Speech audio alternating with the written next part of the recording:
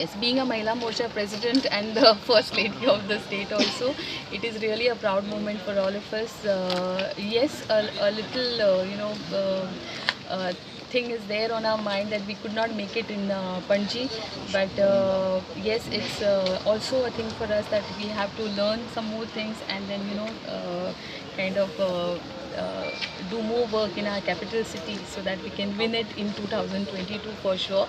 And of course, it's a great moment for all of us, and we are really happy and glad that we are almost crossing 350 at a national level. When you talk about the state, another two MLAs in your kitty, it is an important factor to get the government, make the government strong. So how do you see that?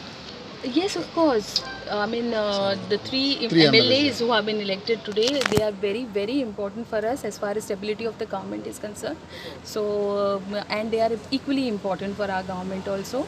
And of course, 350 plus at the national level has still given much more stability to the present government over here in Goa. It's a pride for us. It's more a matter of responsibility.